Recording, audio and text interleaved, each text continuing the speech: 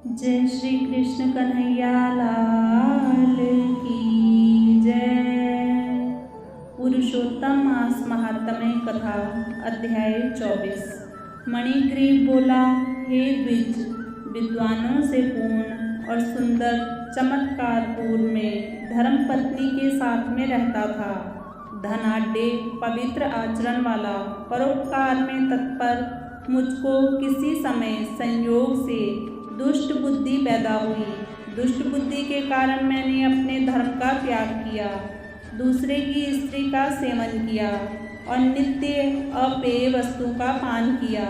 चोरी हिंसा में तत्पर रहता था, इसलिए बंधुओं ने मेरा त्याग किया। उस समय महाबलवान राजा ने मेरा घर लूट लिया। बाद बचा हुआ जो कुछ धन था उसको बंधुओं ने ले लिया। इस प्रकार सभी से तिरस्कृत होने के कारण वन में निवास किया। स्त्री के साथ इस घोर वन में निवास करते हुए मुझ दुरात्मा का नित्य जीवों का वध कर जीवन निर्वाह होता है। हे ब्राह्मण, इस समय आप मुझ पातकी पर अनुग्रह करें। प्राचीन पुण्य के समूह से आप इस घोर वन में आए हैं। हे महामुने, स्त्री के साथ मैं आपकी शरण में आया हूँ। आप उपदेश रूप प्रसाद से कृतार्थ करने के योग्य हैं। जिस उपाय करके मेरी तीव्र दरिद्रता इसी क्षण नाश हो जाए और अतुल वैभव को प्राप्त कर यथासुख विचरूं। उग्रदेव बोला, हे महाभाग, तुम कृतार्थ हो जो तुमने मेरा अतिथि सत्कार किया।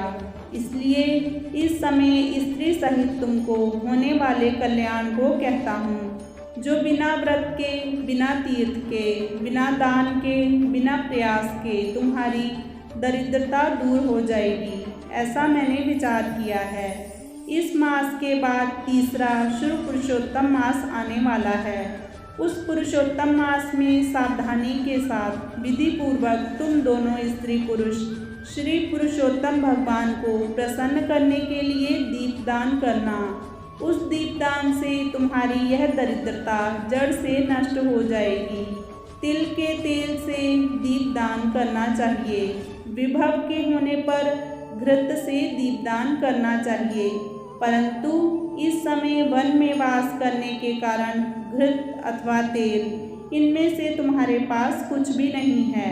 हे अनग मणिग्रीव, पुरुषोत्तम मास भर स्त्री के साथ नियम पूर्वक इंगुदी के तेल से तुम दीपदान करना। स्त्री के साथ इस तालाब में नित्य स्नान करके दीपदान करना।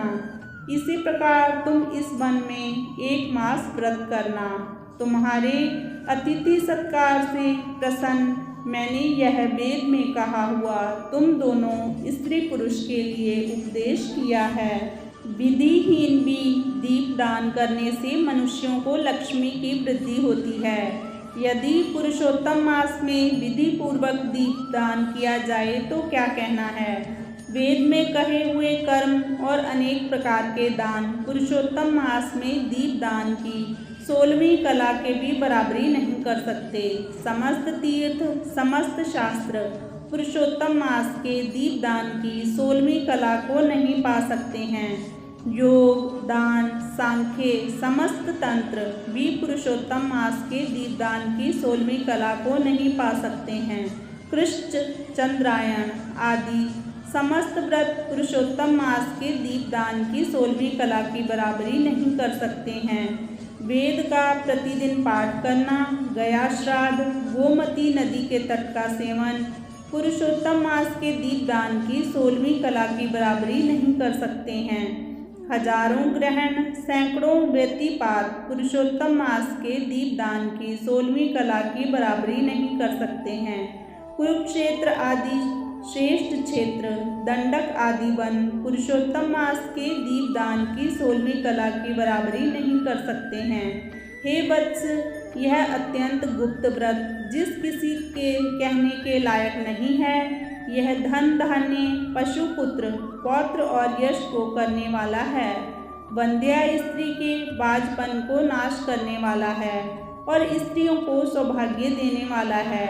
राज्य से गिरे हुए राजा को राज्य देने वाला है और प्राणियों को इच्छानुसार फल देने वाला है। यदि कन्या व्रत करती है तो गुणी चिरंजीवी पति को प्राप्त करती है। स्त्री की इच्छा करने वाला पुरुष सुशीला और पतिव्रता स्त्री को प्राप्त करता है। विद्यार्थी विद्या को प्राप्त करता है। सिद्धि को चाहने वाला अच्छी तरह सिद्धि को प्राप्त करता है। खजाने को चाहने वाला खजाने को प्राप्त करता है। मोक्ष को चाहने वाला मोक्ष को प्राप्त करता है। बिना विधि के बिना शास्त्र के जो पुरुषोत्तम मास में जिस किसी जगह दीपदान करता है वे इच्छानुसार फल को प्राप्त करता है। हे वत्स, विधि पूर्वक नियम से जो दीपदान करता है तो फिर कहना ही क्या है। इसलिए पुरुषोत्तम मास में दीपदान करना चाहिए। मैंने इस समय यह तीव्र दरिद्रता को नाश करने वाला दीपदान तुमसे कहा। तुम्हारा कल्याण हो, तुम्हारी सेवा से मैं प्रसन्न हूँ। अगस्त्य मुनि बोले, इस प्रकार वह श्रेष्ठ ब्राह्मण मन से 2 भुजा वाले मुरली को धारण करने वाले श्री हरि भगवान का स्मरण करते हुए प्रयाग हो गए।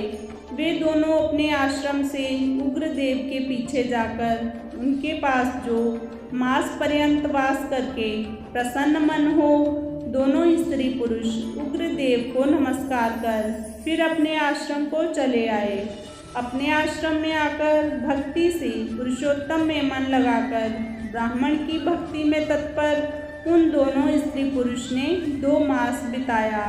2 मास बीत जाने पर श्रीमान पुरुषोत्तम मास आया। उस पुरुषोत्तम मास में वे दोनों गुरु भक्ति में तत्पर हो दीपदान को करते हुए आलस्य को छोड़कर वे दोनों ऐश्वर्य के लिए इंगुदी के तेल से दीपदान करते रहे।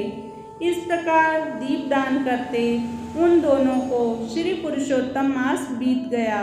उग्रदेव ब्राह्मण के प्रसाद से शुद्धांतकरण होकर समय पर काल के वशीभूत हो इंद्र की पुरी को गए।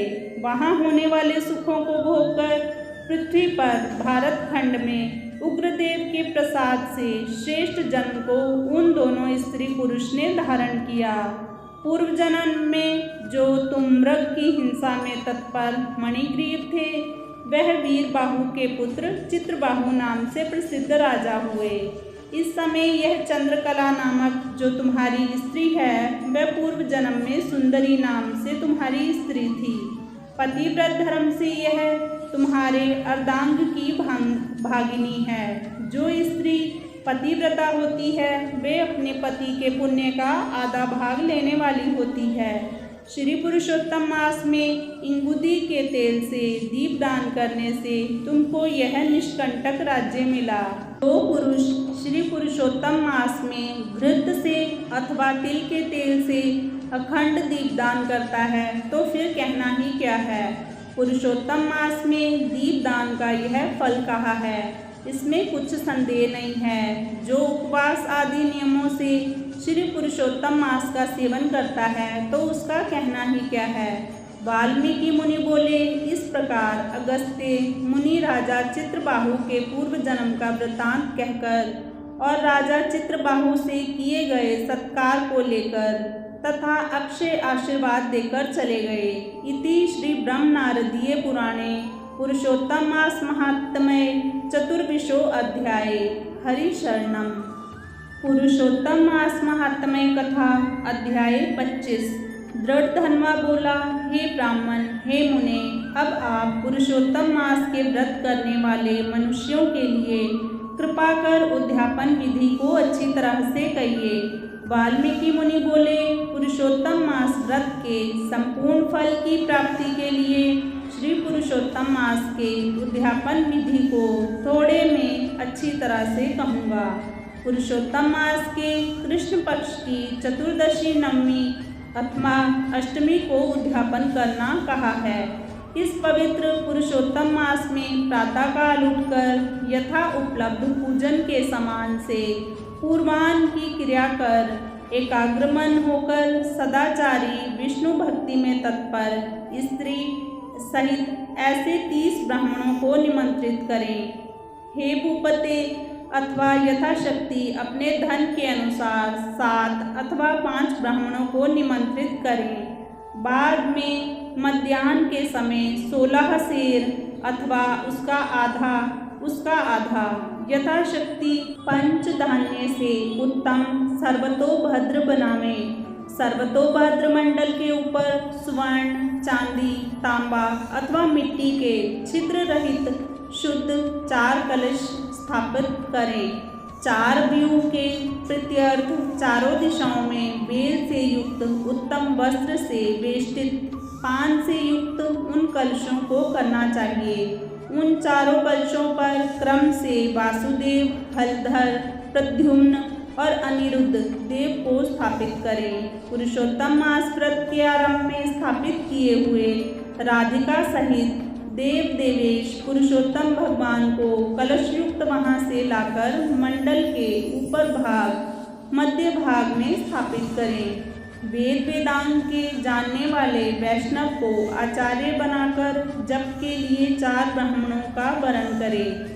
उनको अंगूठी के सहित 2-2 वस्त्र देना चाहिए। प्रसन्न मन से वस्त्र आभूषण आदि से आचार्य को विभूषित करके फिर शरीर शुद्धि के लिए प्रायश्चित गोदान करें। तदंतर स्त्री के साथ पूर्वोक्त विधि से पूजा करनी चाहिए और वरण किए हुए 4 ब्राह्मणों से 4 व्यूह का जप कराना चाहिए और 4 दिशाओं में 4 दीपक ऊपर के भाग में स्थापित करना चाहिए। फिर नारियल आदि फलों से क्रम के अनुसार अधर्य दान करना चाहिए। घुटनों के बल से पृथ्वी में स्थित होकर पंचरत्न और यथालभ अच्छे फलों को दोनों हाथ में लेकर श्रद्धा भक्ति से युक्त स्त्री के साथ हर्ष से युक्त हो प्रसन्न मन से श्री हरि भगवान का स्मरण करता हुआ अधर्य दान करें। अधर्य दान का मंत्र हे देव देव, हे पुरुषोत्तम, आपको नमस्कार है। हे हरे, राधिका के साथ आप मुझसे दिए गए अधर्य को ग्रहण करें। नवीन मेघ के समान श्याम वर्ण 2 भुजाधारी मुरली हाथ में धारण किए पीताम्बरधारी देव राधिका के सहित पुरुषोत्तम भगवान को नमस्कार है। इस प्रकार भक्ति के साथ राधिका के सहित पुरुषोत्तम भगवान को नमस्कार करके चतुर्थ्यंत नाम मंत्रों से तिल की आहुति देवें। इसके बाद उनके मंत्रों से तर्पण और मार्जन करें। राधिका के सहित पुरुषोत्तम देव की आरती करें। अब नीराजन का मंत्र कमल के दल के समान कांति वाले राधिका के रमण कोटि कामदेव के सौंदर्य को धारण करने वाले देवेश का प्रेम से नीराजन करता हूँ। अर्थ ध्यान मंत्र अनंत रत्नों से शोभायमान सिंहासन पर सहित अनंत ज्योतिर स्वरूप वंशी शब्द से अत्यंत मोहित ब्रज की स्त्रियों से घिरे हुए हैं। इसलिए वृंदावन में अत्यंत शोभायमान राधिका और कौस्तुभ मणि से चमकते हुए हृदय वाले शोभायमान रत्नों से जड़ित किरीट और कुंडल को धारण करने वाले आप नवीन पीताम्बर को धारण किए हैं। इस प्रकार पुरुषोत्तम भगवान का ध्यान करें। फिर राधिका के सहित पुरुषोत्तम भगवान को पुष्पांजलि देकर स्त्री के साथ साष्टांग नमस्कार करें। नवीन मेघ के समान श्याम वर्ण पीत वस्त्रधारी अच्युत श्री वत्स चिन्ह से शोभित उर्स्थल वाले राधिका सहित हरि भगवान को नमस्कार है। ब्राह्मण को सुवर्ण के साथ पूर्ण पात्र देवे। बाद प्रसन्नता के साथ आचार्य को बहुत सी दक्षिणा देवे। सपत्नी आचार्य को भक्ति से वस्त्र आभूषण से प्रसन्न करें। फिर ऋत्विजों को उत्तम दक्षिणा देवें। बछड़ा सहित वस्त्र सहित दूध देने वाली सुशीला गौ को घंटा आभूषण से भूषित करके उसका दान करना चाहिए।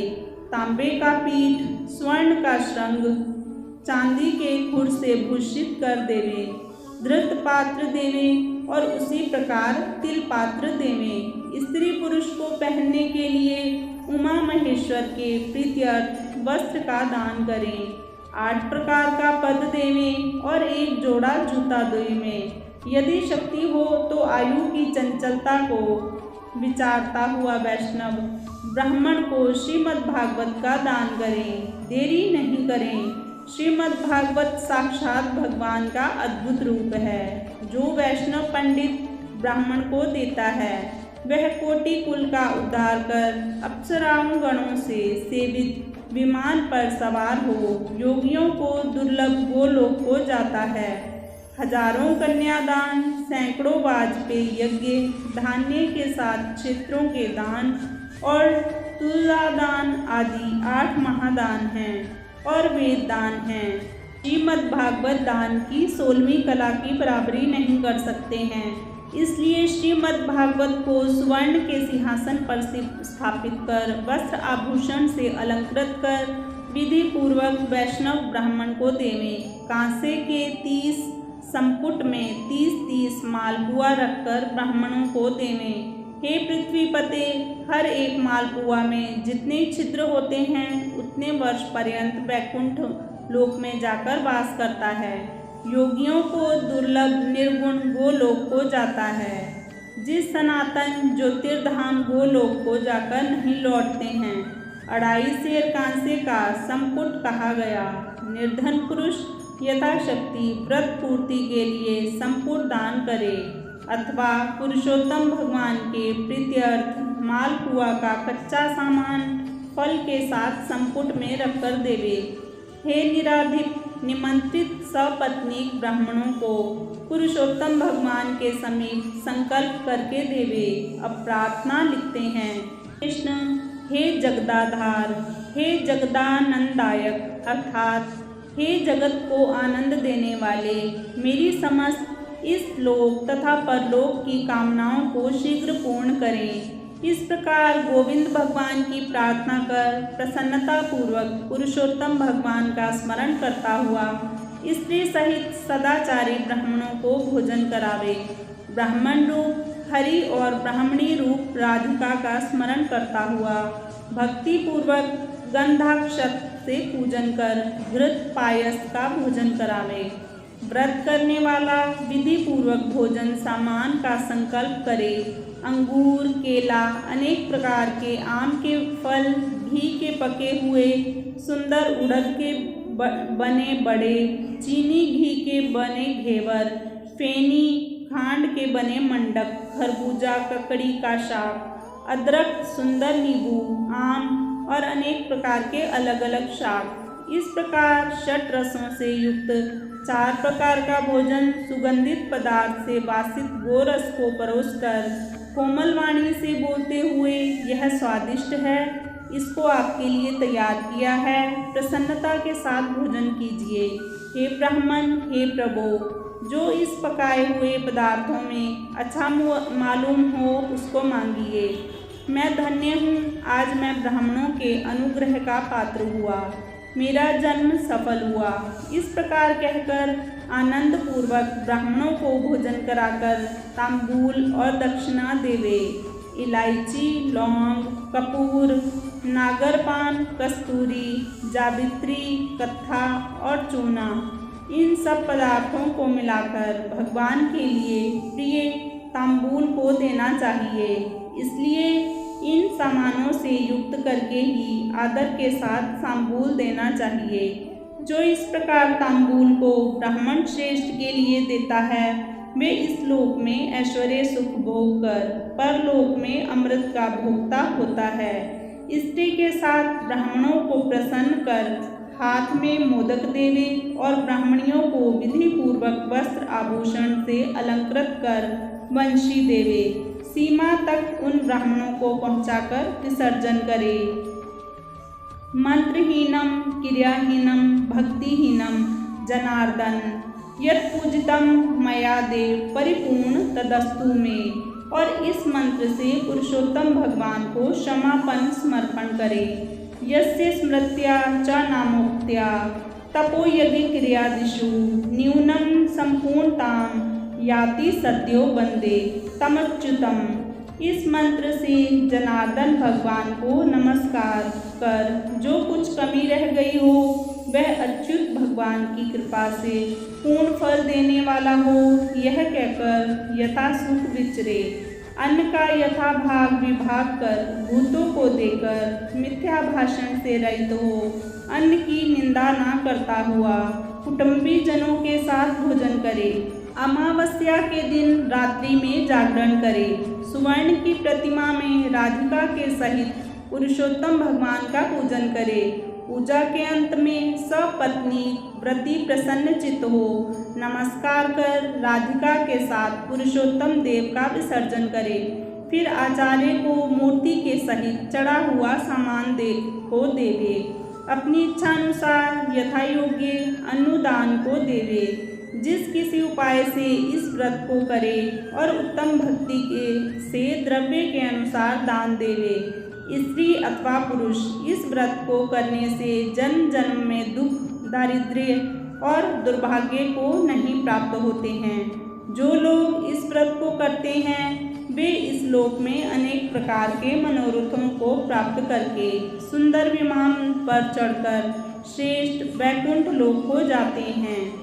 श्री नारायण बोले, इस प्रकार जो पुरुष श्री कृष्ण भगवान का प्रिय पुरुषोत्तम मास व्रत विधि पूर्वक आदर के साथ करता है, वे इस लोक के सुखों को भोगकर और पाप राशि से मुक्त होकर अपने पूर्व पुरुषों के साथ वो लोक को जाता है। इति श्री ब्रह्म नारदीय पुराणे पुरुषोत्तम मास महात्म्ये पंचविंशो अध्याय। ओम भगवते वासुदेवाय नमः।